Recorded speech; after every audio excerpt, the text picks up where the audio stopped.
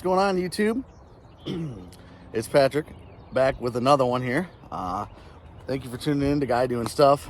Today, I'm going to be replacing the rotors, pads, and caliper on my 2004 Chevy Trailblazer.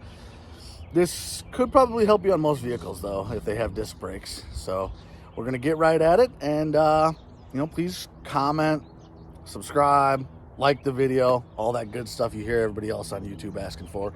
So we're going to get right into it.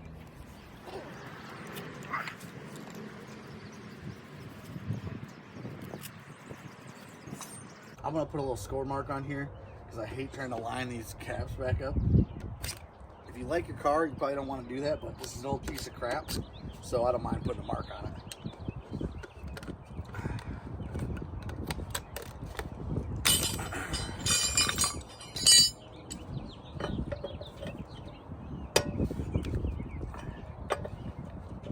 You always want to crack the lug nuts while the car is still down.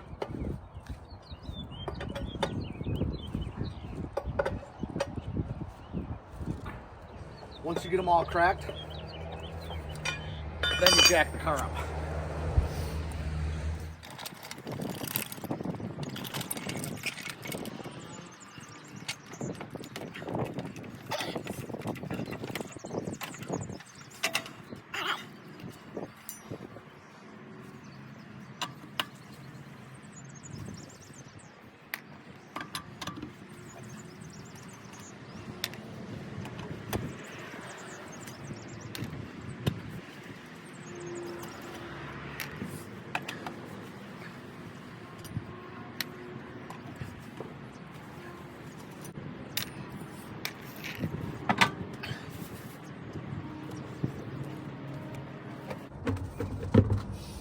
For those of you that are not real familiar with cars or car parts, the piece that we're replacing today is going to be the rotor, which is the metal, basically disc here.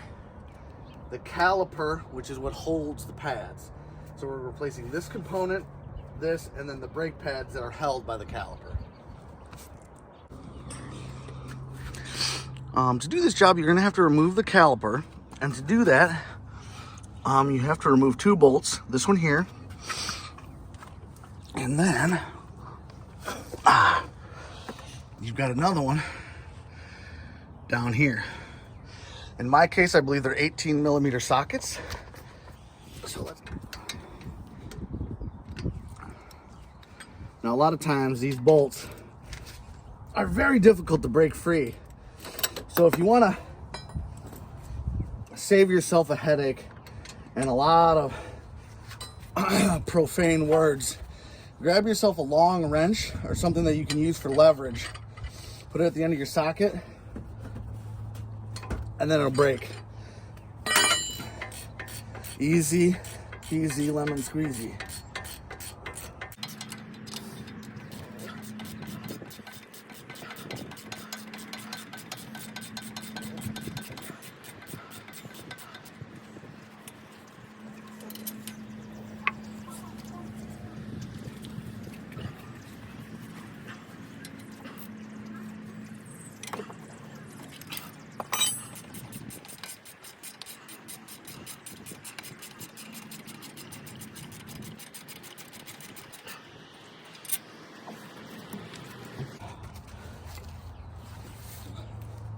Sometimes you'll need the use of a hammer or a big wrench to kind of break it loose, because those pads might be held down onto the rotor. Now, if you see here, when I flipped it over, here were the old pads. They were wearing pretty darn thin.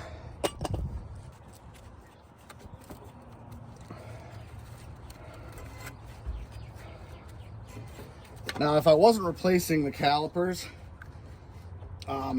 before you go to just replace the pads, you would need to compress this part back down. But like I said, we're replacing the calipers today, so we're not going to worry about that. To replace the caliper, you just need to remove that nut there.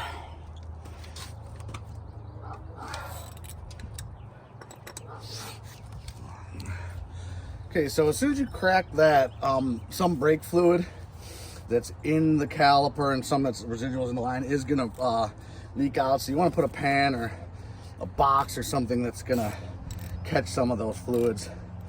In this case, this was an 11 millimeter to crack this one.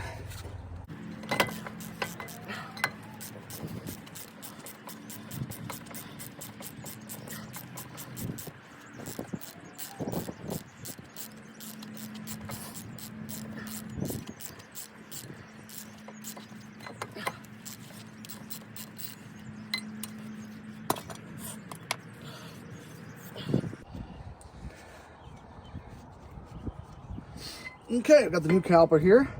I'm gonna go ahead and reattach the bolt.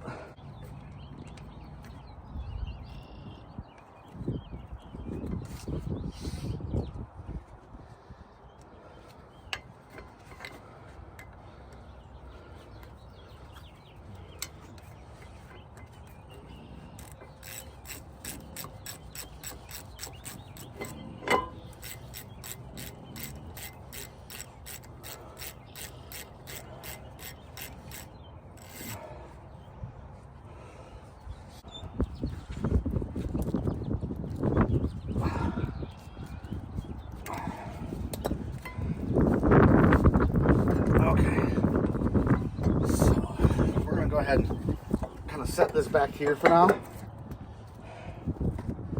Take the rotor off.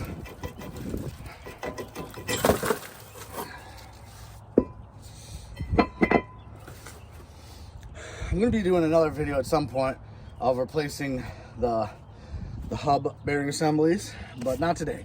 Today we're just doing the rotors, pads, and caliper. I ordered all the parts off of rockauto.com. They seem to have really good prices. You're going to save a lot of money even than going to like an O'Reilly's or AutoZone or anything like that. So just slide the new rotor on right there, like that.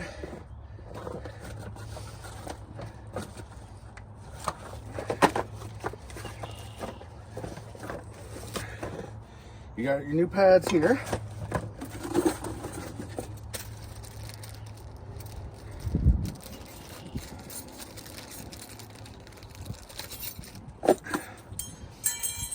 Now, before you put the pads in,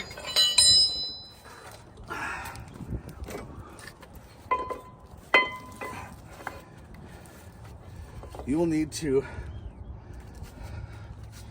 put these clips in. Now, the easiest way I've found to do that is to kind of put it upside down like this, find your groove spot, just like that. These things don't often come with directions when you buy the parts, so it's important to pay attention to how the old components came out of your vehicle first. That's the best thing, the easiest way. Take a photo, take a video, however you want to do it.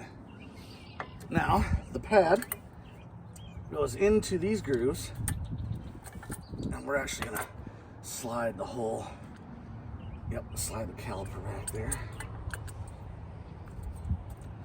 As far back as it'll go, because you need the discs to be wide enough so that you can slide the caliper back over the rotor.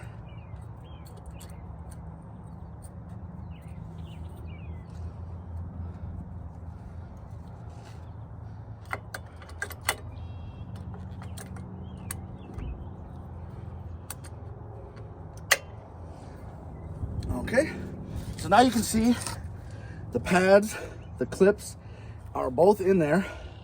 We're just going to turn this back over.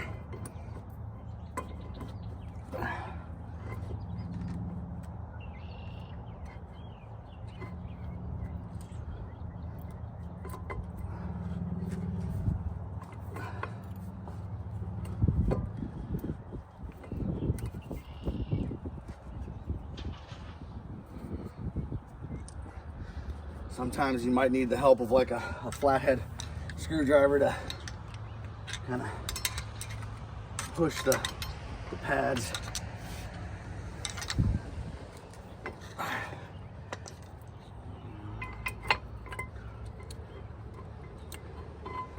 this front pad had actually came out of the race, so that was making it a little more difficult.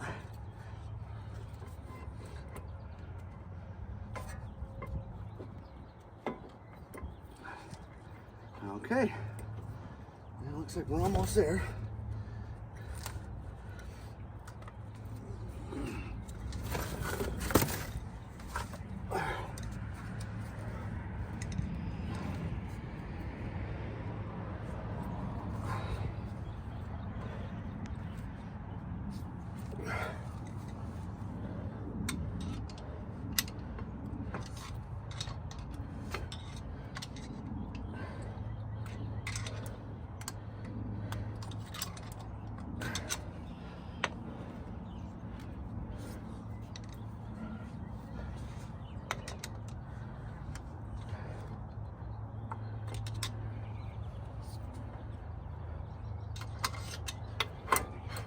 There we go, folks.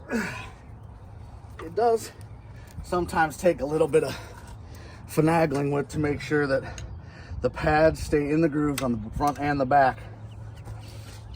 Now, the next part is just putting in the bolts.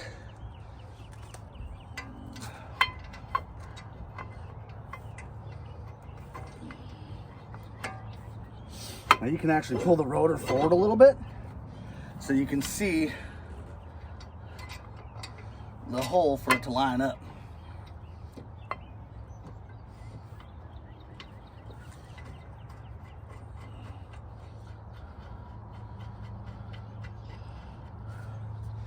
Get it started, but do not tighten it all the way because you're going to want to have a little bit of wiggle room for this bottom bolt.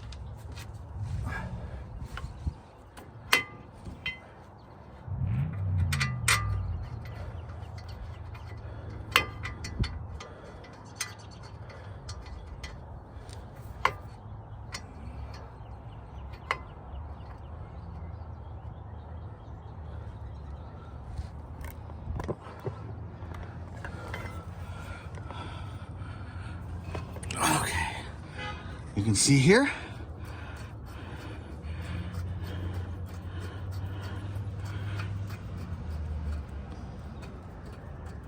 Okay, I got the bottom one started. And the top one started.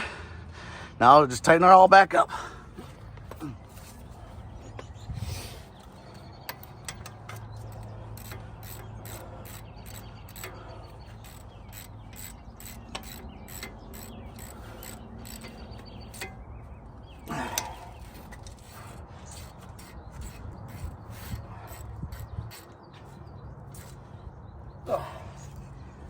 Make sure you get these caliper bolts nice and tight.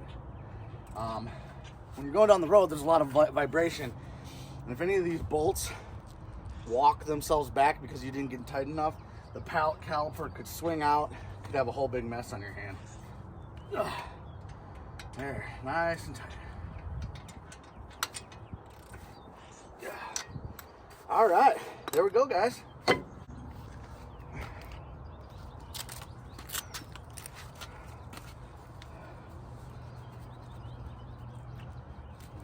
Now, one thing you want to do before you put the wheel back on is to grab your 11 millimeter socket or whatever the size is in your case, and make sure you got this nice and tight on the caliper, because once it's attached, you got more leverage to pull back on, and you don't want to leak right there. You don't want to lose pressure on your brakes. Put the wheel back on. It's the next day. I couldn't finish the video yesterday, so there's a few other things we need to go over. After you tighten down that caliper, go ahead and put the wheel back on. Well, you're gonna need to bleed the brakes. And to do so, first off, you may need to add brake fluid. You'll have to check the owner's manual on your car for if it's .3 or .4 brake fluid. Most of them are the same. Anyhow, the master cylinder, in my case, is on the driver's side, right underneath the hood. I'll show you here in a minute, but it's just a little reservoir that holds the fluid. You might need to top that off first. Then you are going to go to each wheel, take them off. You could probably do it without, if you can see where that little release nipple is. Oh, look at my ears. The sun's shining through these things. I bet I could pick up some XM radio with these bad boys. Anyhow, so you go to, in my case, it'll be the rear passenger side wheel. It's the furthest from the master cylinder. I will bleed those brakes. And how you do that is you have a second person jump in, tap the brakes, push the brakes down, pump them like 3 times, and then hold it down. Then you will release that little relief valve, and that lets any air that's in the lines out. Then they close the valve, he takes his foot off the brake. Put the wheel on, go to the driver's side rear. Same thing. Pump the brakes, hold it down, crack that valve open, close it, takes the foot off the brakes. Then you go to the passenger side, and then we'll finally come back over here to the driver's side. Okay, this is the master cylinder here. And in my case, the cap says right on it what type of brake fluid you have, but you can pick up a bottle anywhere, .3, .4. I've already added some fluid before I started rolling, so you can see in here that the fluid is all the way up to the fill level. So this is, like I said, it's usually found towards the rear of the engine compartment here. And most of the time it's on the right-hand side, on the driver's side. But that's what you're looking for when you're looking for your master cylinder. Okay, so I've got the rear passenger side tire off. And this is that little bleeder valve that I was talking about. In my case, 10 millimeter wrench is what's necessary. Lefty loosey, righty tighty. He's going to pump the brakes down, and he's going to hold it in the down position. I'm going to crack it, and any air or anything that's in the line will come out, and then hit the pedal will actually probably go to the floor inside. Then I close it, and that's how you bleed the brakes. So we're going to go ahead and do it. I'm on, Dad, so go ahead and pump.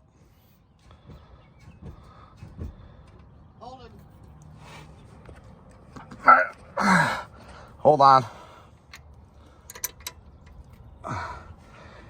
Ooh, man, I got this tighter than I thought. Let's try this again. Go ahead and pump it again. Let me know when you're holding. Holding? Yeah. Okay. I'm not all the way down. Okay, I'm down. All right, let's do it again.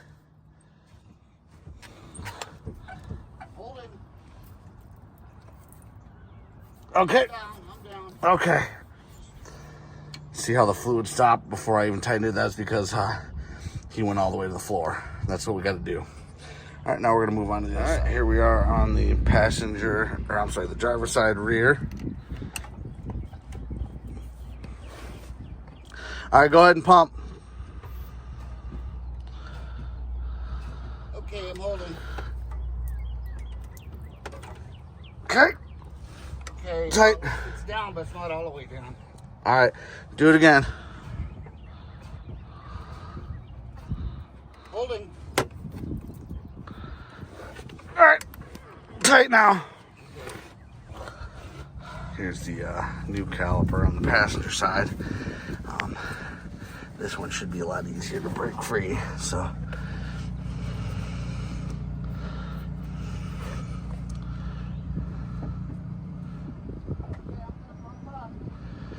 Down. Pump.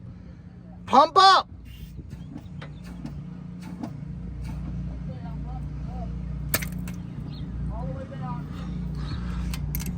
Okay, I'm tight.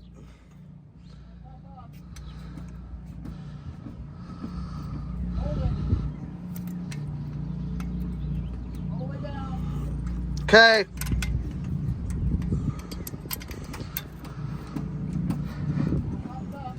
Here we are on the driver's side. He's already pumped and he's holding. I'm gonna crack it. Okay. All right, tight. Pump.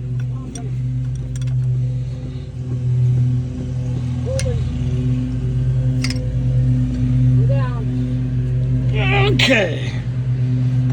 There we go. Nope, we're good. We're tight. We're good. We're done. Okay, we're done bleeding the brakes. So now I'm going to check my master cylinder. I still think there's plenty of fluid in there. I don't even think I need to top it off at all. I think we're all set. So we're good to go. Thanks for tuning in, guys. It was a pleasure.